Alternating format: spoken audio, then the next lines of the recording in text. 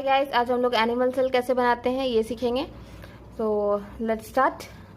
Animal cell जैसा कि होता है, आपको पता होता है कि किसी कोई सेल वॉल नहीं होता है, जैसे एक सेल मेम्ब्रेन होता है। सो आपको बेसिकली स्टार्ट करना है एक ओवल बनाते हुए, कुछ इस तरह से। ओवल जो होना चाहिए लॉन्गिट्यूडनल होना चाहिए, मतलब लंबा सा थोड़ा सा ज़्यादा होना चाहिए, इस टाइप का oval, the kind of oval like this.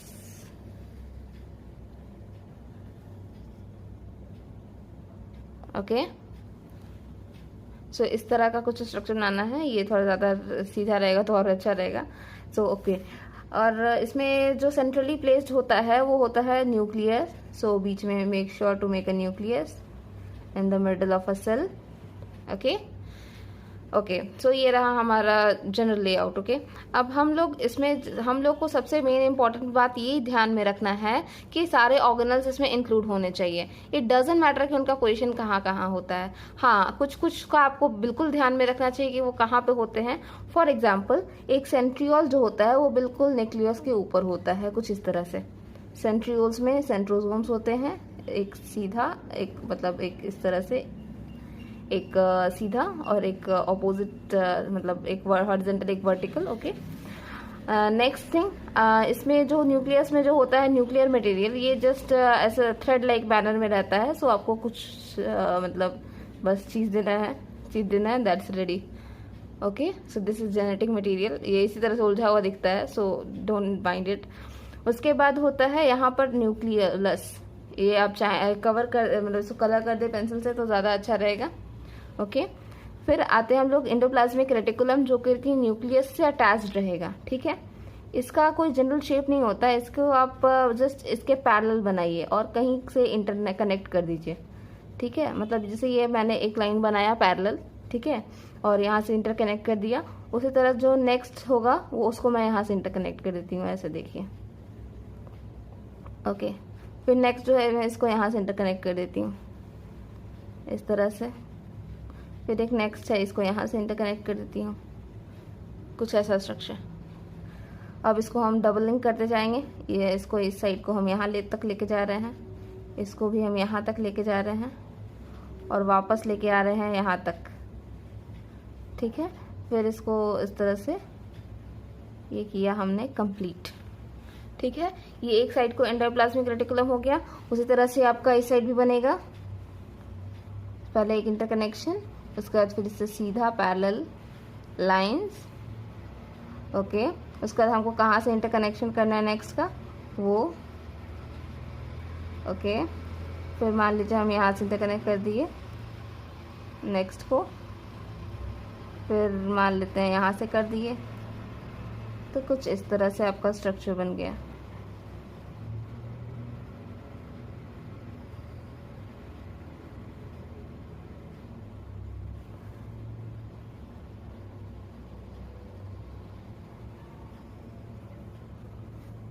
Okay, ये हो गया हमारा एंडोप्लाज्मिक रेटिकुलम, ये हो गया सेंट्रियोल, ये हो गया न्यूक्लियस। अब हम लोग को नेक्स्ट जो ध्यान रखना है वो होता है गोल्गी बॉडी। गोल्गी बॉडी अगर किसी फ्री स्पेस में आप बनाएं तो अच्छा बनेगा।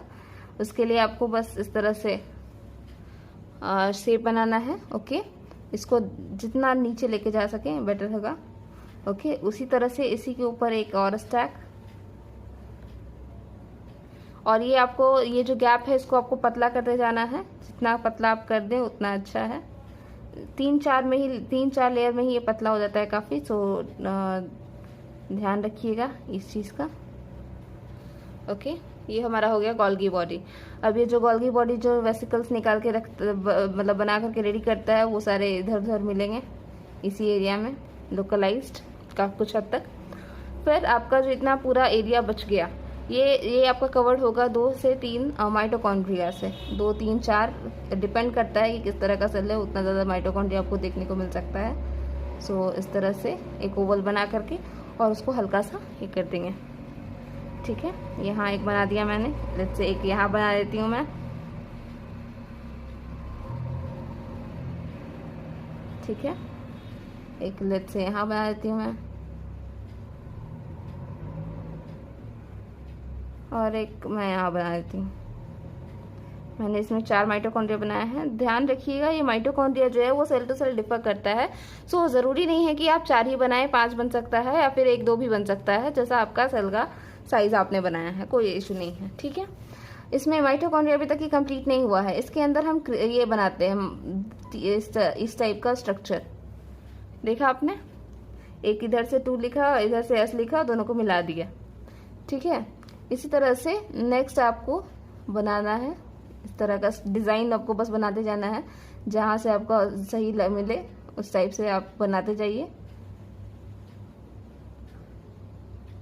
ओके, इस तरह का स्ट्रक्चर को हम लोग हर जगह को बनाना है।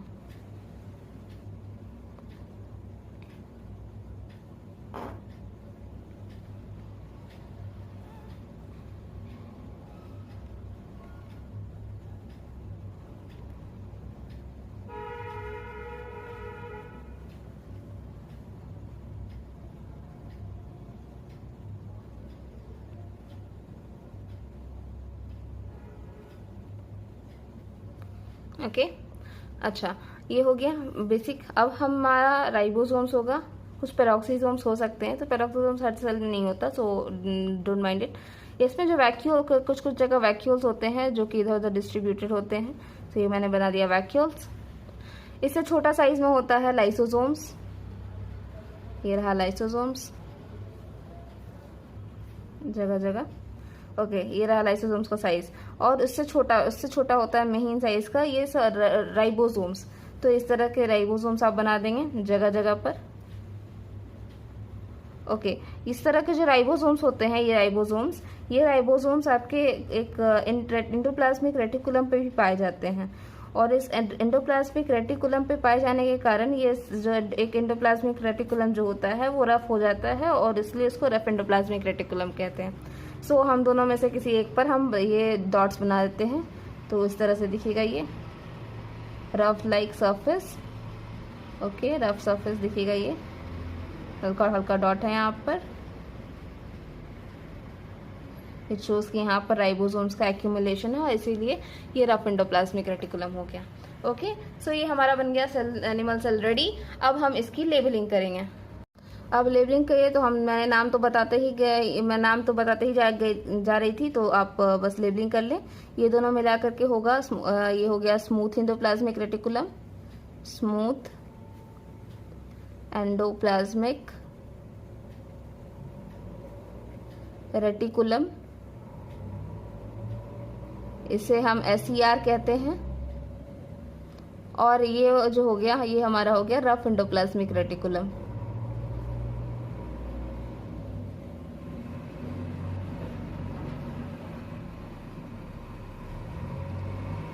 इसे हम RER कहते हैं। ये दोनों मिलकर के बनता है हमारा endoplasmic reticulum. We don't need to say that because हम ऑफ कोर्स एंडोप्लाज्मिक रेटिकुलम हम देख सकते हैं कि ये यही है। ओके, बीच में ये हमारा हो गया न्यूक्लियस। ये जो हो गया इसको आप क्रोमोसोम तो नहीं कह सकते हैं, जेनेटिक मटेरियल कह देते हैं, let's say. Okay, genetic material. ये इसके टॉप पे हो गया हमारा न्यूक्लियोलस। ये जो होता है इसको हम कहते हैं सेंट्रोजोम। और इसके अंदर जो है इसे हम कहते हैं सेंट्रियोल। ओके, ये हमारा हो गया माइटोकॉन्ड्रिया।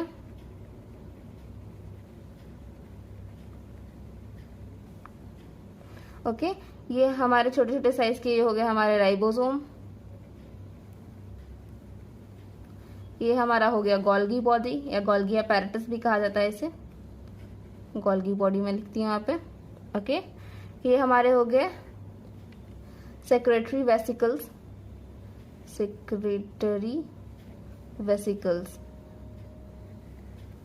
ओके, ये हमारा हो गया लाइसोसोम, या फिर सॉरी ये हो गया हमारा वैक्यूल।